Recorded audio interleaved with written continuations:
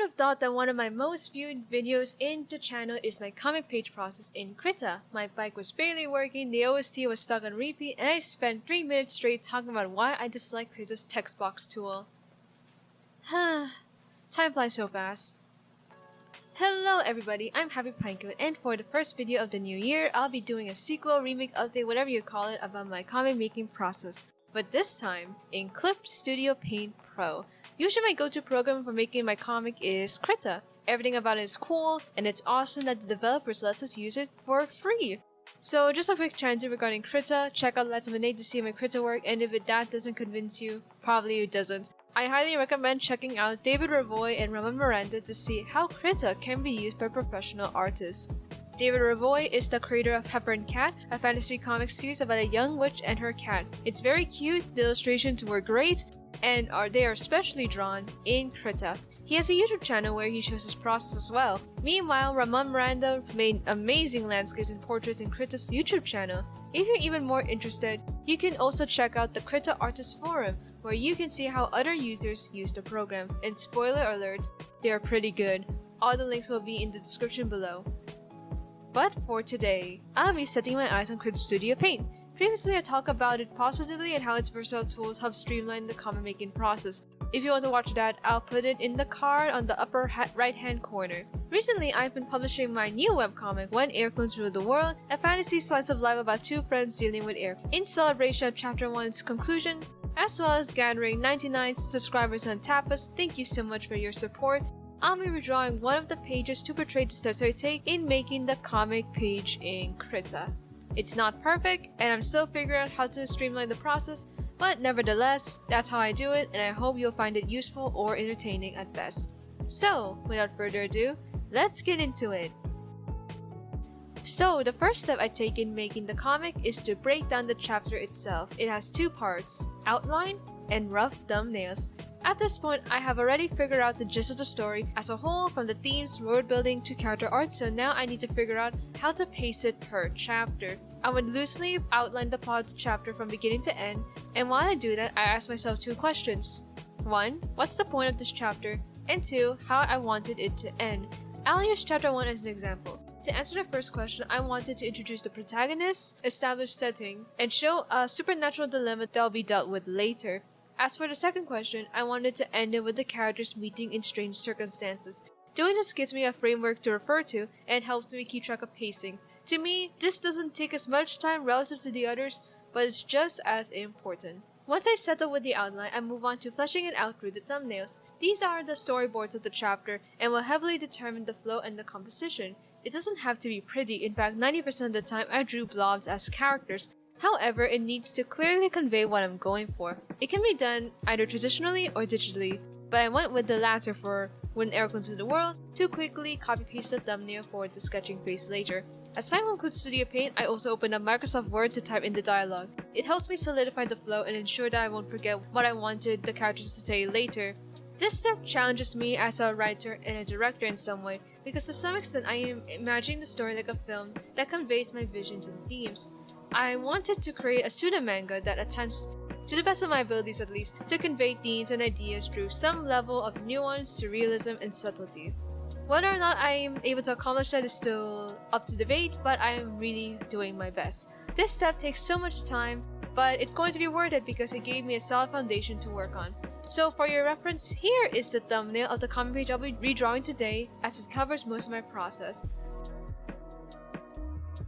After breaking down and confirming how the comic chapter will work out, I move on to the sketching phase. I would blow up the thumbnail and loosely flesh it out. There will be times when I realize that I want to change the composition, so I do that here because it'll be harder to do that during the inking. This is also when I start making the comic panels. The comic tool is great and can be adjusted to suit my needs. Plus, it separates my layers for organizational purposes later, but for now, I just sketch in the topmost layer to edit everything at once. I also include the text bubbles to solidify the dialogue. In Clip Studio Paint, there's the option to use either the text bubble tool or the materials to make the said bubble. It's great because once I added the text, they all become one manageable layer that allows me to edit both separately. The word bubble tool gives me the option to either do it freehand or use the bubble provided. I'm currently using the latter because I found a bubble that provides that handmade feel I'm looking for without needing to worry about making it messy. Its text box tool so far has been very pleasant to use, and it helps me access my most used fonts quickly.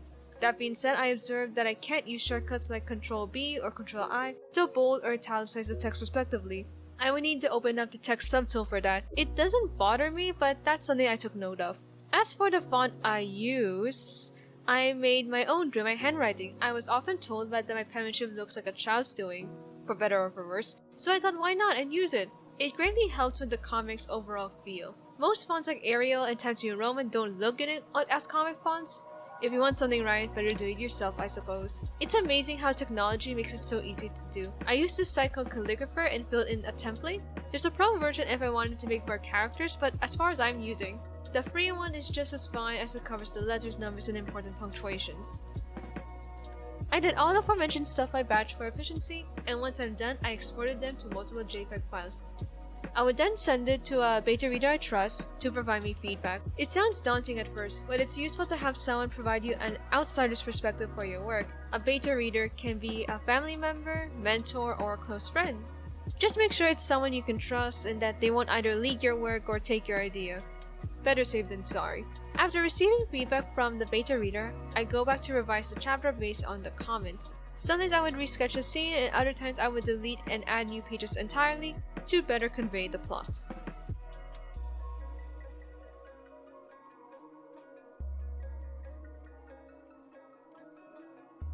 Once I settle with the revised sketch, I move on to the inking. This is when I started using the comic panel features of Clip Studio Paint fully by separating the inks to its respective panels or layers. I also adjusted the word bubbles and paneling.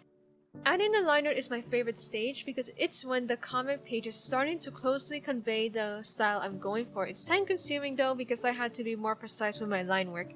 In Clip Studio Paint, I use its vector layers to speed up the cleanup process. They look handmade, it's easy to erase overshoots, and it doesn't blur out whenever I change its size. My one nitpick of it though is that I can't use the fill bucket tool to fill out the beta unless I use a paint layer underneath, which to me is too many layers. As a result, I tend to fill it by hand, which is a bit tedious, but it's worth it, especially when I start coloring the line art.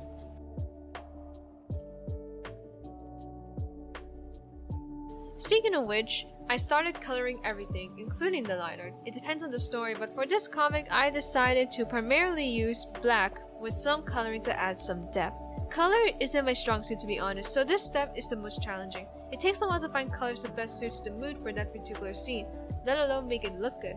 As a result, I follow some basic color theory, followed by imposing myself with a limited color palette of purples, pinks, reds, yellows, and blues.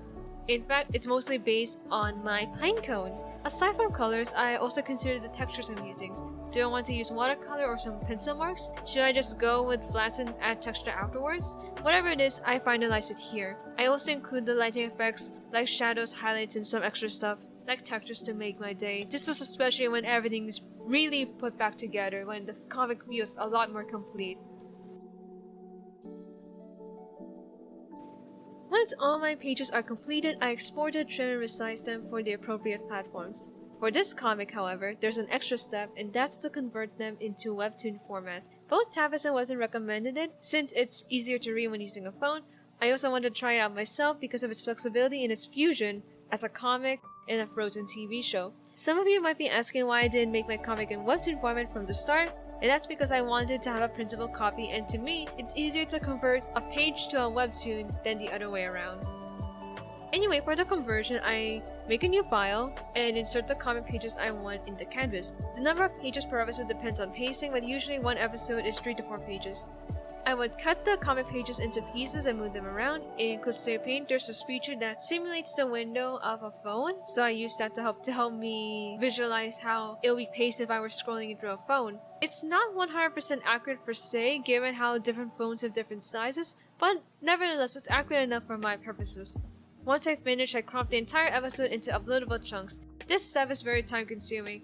Webtoon is very strict in precisely what size it wants, and keeping everything in order is a pain. Currently, I just use the Export Webtoon tool to cut the episodes for me, but of course it led to certain images being cut to pieces. For what I can tell, upon viewing it on Tapas, it doesn't seem to distort the panels, so I think it's okay for now.